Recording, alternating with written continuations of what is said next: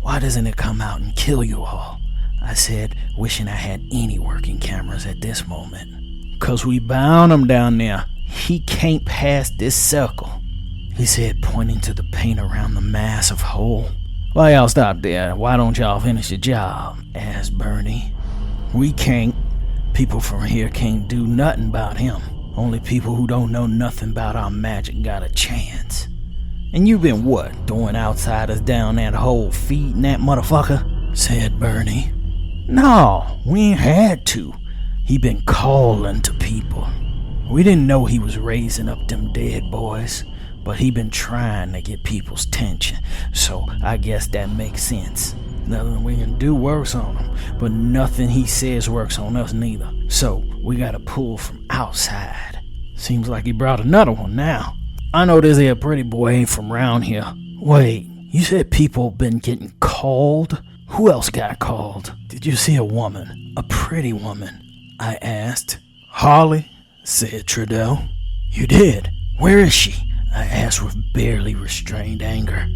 Trudeau tipped his torch into the hole. I moved forward to climb down, but the natives all blocked me off. It's been a day, boy, Trudeau said while shaking his head. That girl dead by now. Ain't nobody went 2 days down there. Nobody. If anybody could, she could, I said with more hope than confidence.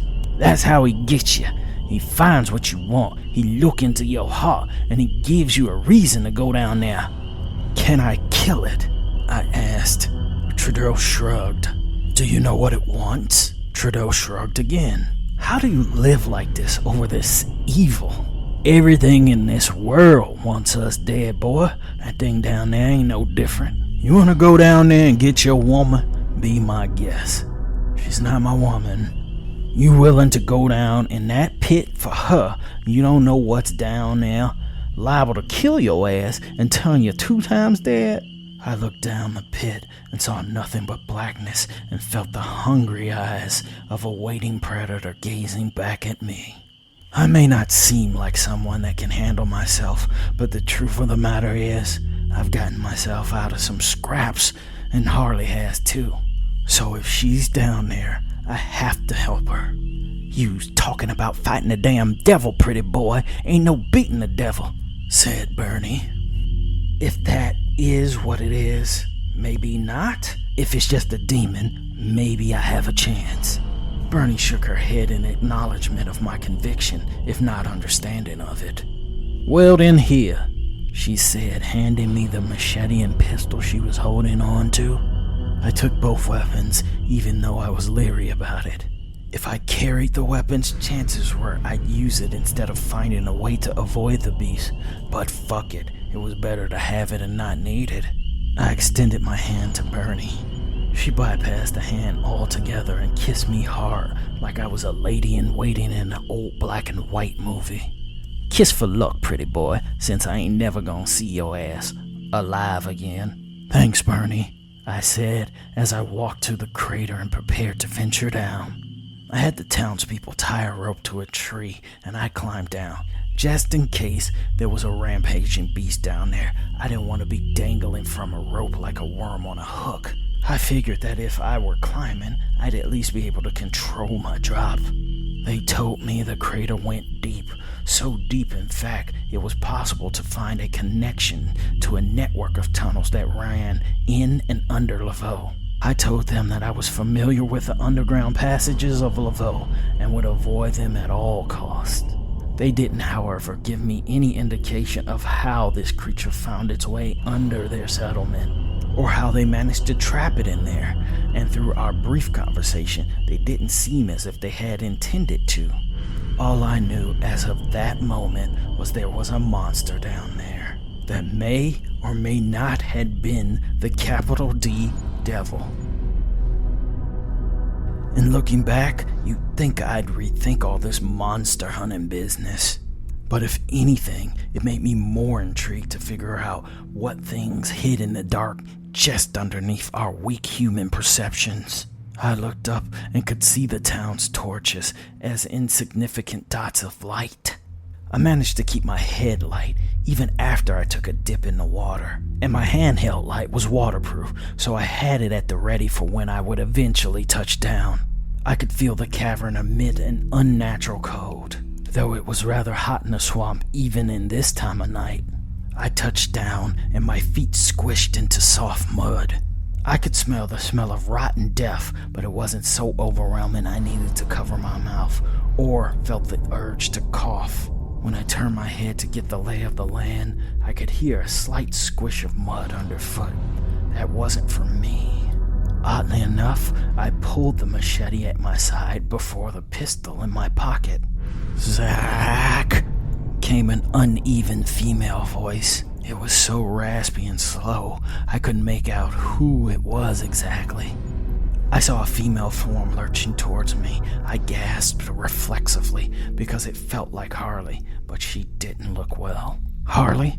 I said, slowly trying to move closer to her and shed some light on the situation.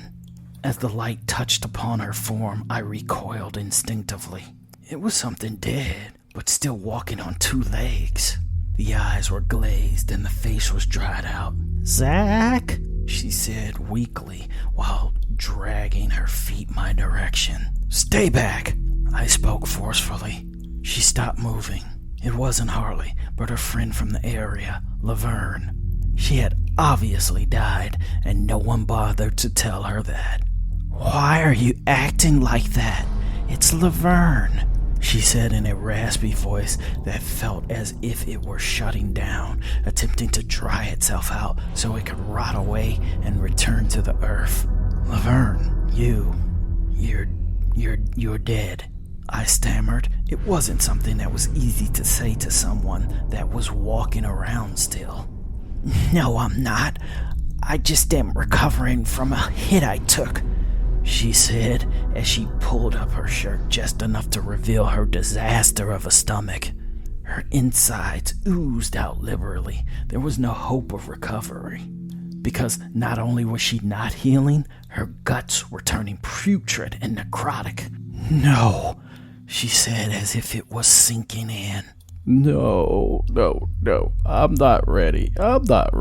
Help me," she said hysterically. Laverne dropped to her knees and cried, and some sort of necrotic liquid ebbed out. I began searching the edges of this hole because I was getting the impression I didn't have much time before whoever did this would show themselves. "What happened to Harley?" I asked. It took a while before Laverne had the mental faculties to reply back, but I couldn't blame her. If ever someone needed a moment. "Harley? I don't know. I took this hit. We all ran." Laverne shook her head as if she couldn't recall anything else. "What were you running from?" I asked. "Don't know. It was the noise that did it. I didn't even see what did this." She struggled to stand. My instinct was to help her to her feet, but my common sense told me to hold on to caution. I found two passages in my search. One was comprised of mud, and I'd have to get low and crawl through. The other looked like a tunnel that someone carved out. "Zach, don't leave me here," said Laverne, who struggled to even walk without limping. As much as I didn't want to, I remember what happened to Janice, who just up and attacked me. "Wait here. After I find Harley, we'll have to figure something out for you." "No, there isn't anything to figure out. Give me that gun," she said, pointing to my pocket. "You didn't think I was happy to see you then, huh?" She tried to smile, but her dry lips cracked and skin attempted to pull away. "I can do it," I said, dreading it, but knowing it was something that might have had to happen. She nodded. Tell anyone who asks about me that I love them," said Laverne while closing her eyes. I closed my eyes as well. I fired. I shook my head. I didn't think I'd ever have to do something like that again. I couldn't keep this up. The toll this was taking on my soul was adding up.